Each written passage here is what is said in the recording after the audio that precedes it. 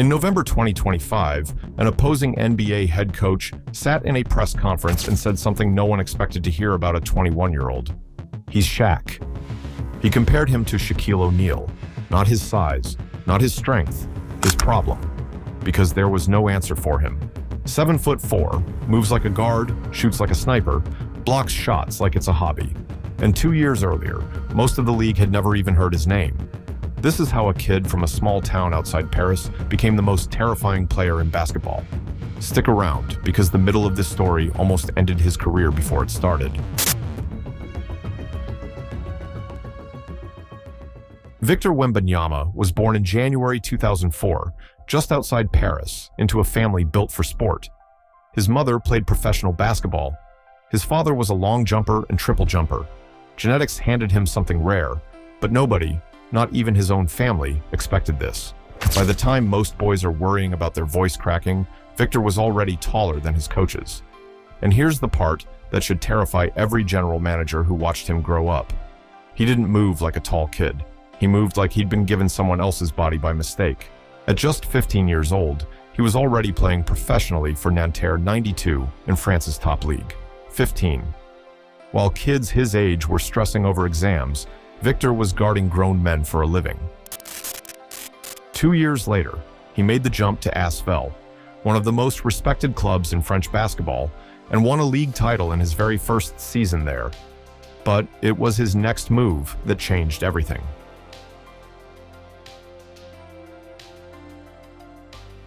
In the 2022-23 season, Wembanyama signed with Metropolitans 92, and what he did next wasn't just impressive, it was historic.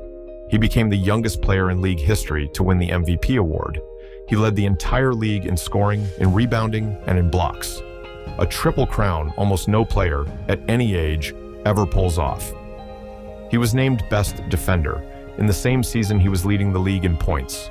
By this point, French sports media wasn't calling him a prospect anymore. They were calling him a phenomenon. And across the Atlantic, NBA teams were starting to do something they rarely do for a teenager overseas.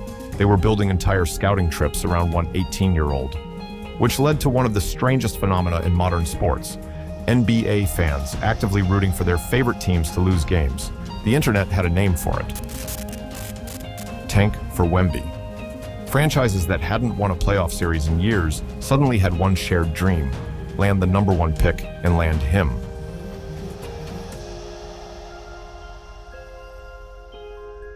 June 22nd, 2023. The San Antonio Spurs won the draft lottery and, with it, the rights to the most hyped prospect since LeBron James. They selected Victor Wembanyama first overall. 2 days later, at his introductory press conference in San Antonio, something sat right beside him on stage that told you everything about who this kid actually was. A giant Lego replica of the Eiffel Tower. 10,000 pieces. 15 hours to build.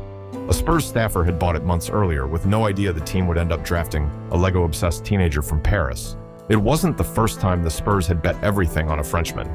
Tony Parker had done it 2 decades earlier and brought 4 championships with him. Now the franchise was handing its future to another one. This time, the tallest, strangest, most gifted prospect anyone in the building had ever evaluated. His rookie season, the Spurs only won 22 games. On paper, that sounds like a disaster.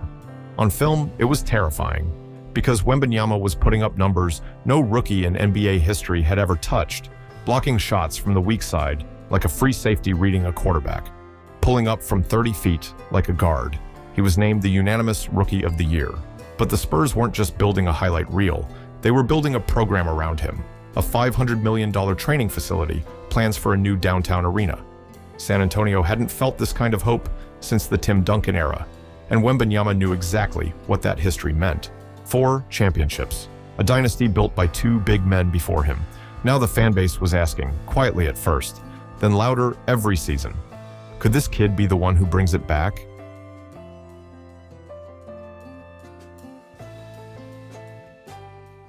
February 20th, 2025.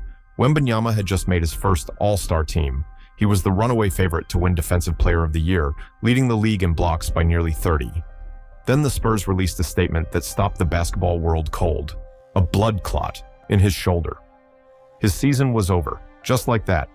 And the name that immediately came up across every broadcast was Chris Bosh, a two-time champion whose career had been ended by the exact same condition. He underwent surgery in March. For 5 months, he didn't touch a basketball in a real game, not one. In his own words to French outlet L'Équipe, his body had betrayed him, and it was the longest stretch he'd gone without the game since he was a child. But in July 2025, the clearance came through. He was healthy. And the version of Wembanyama that walked back onto an NBA court that fall wasn't just recovered, he came back angry.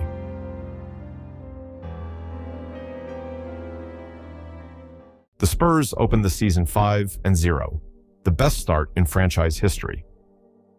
Wembanyama scored 40 points in the opener, breaking a scoring record held by Spurs legend George Gervin. Then it kept happening. A game with 27 points, 18 rebounds, and 5 blocks. A night with 38 points and 6 threes, a stat line no player in NBA history had ever recorded. Through his first 3 games of the season, he'd already scored over 100 points and blocked more than 15 shots, a feat nobody had ever done that fast. By January, he wasn't just an all-star anymore, he was a Western Conference starter.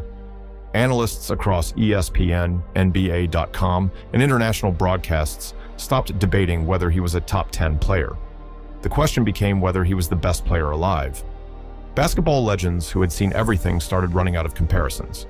One Hall of Famer described watching him as somewhere between Steph Curry's shooting, Kobe Bryant's footwork, and the raw dominance of Wilt Chamberlain and Kareem Abdul-Jabbar.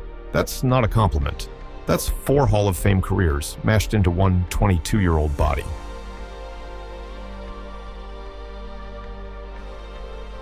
Every young superstar in NBA history has had to learn the playoffs the hard way. Jordan didn't get out of the first round until year 4. Kobe airballed his way through his rookie postseason. LeBron got exposed by veteran defenses before he figured it out. Wembanyama skipped that step entirely. In March, he hit a game-winning jumper with just over a second left to clinch San Antonio's first playoff berth since 2019. In the Western Conference semifinals against Minnesota, he recorded a triple-double with 12 blocks in a single game, the most blocks ever recorded in an NBA playoff game since the league started officially tracking them. 2 games later, he dropped 39 points and 15 rebounds, joining a stat line only Hakeem Olajuwon, Shaquille O'Neal, and Kareem Abdul-Jabbar had ever reached. And he got there faster than any of them. Then came the conference finals against the defending champion Oklahoma City Thunder, a double overtime win, 41 points, 24 rebounds. San Antonio advanced to the NBA Finals for the first time since 2014. Their opponent, the New York Knicks, chasing their first championship in over 50 years. It was one of the closest finals in modern history, every single game decided by single digits. Wembanyama put up monster numbers the entire series, 29 points here, 32 there, but in Game 4, San Antonio blew a huge lead and never recovered. 2 nights later, in Game 5, the Knicks closed it out, winning the title by 4 points. Across the full 5-game series, the Knicks outscored the Spurs by a total of just 12 points. That's how close it was. Wembanyama had just turned 22 years old, and he was already carrying a team to the brink of a championship in his first ever playoff appearance. LeBron lost his first finals as a young star. So did Kevin Durant. Both of them came back and won championships afterward. If history repeats itself, this isn't the end of Victor Wembanyama's story. It's the chapter right before the one where he becomes exactly what everyone always said he'd be. 7'4", 22 years old, already compared to Shaq, Duncan, and Kareem, and he hasn't even hit his prime.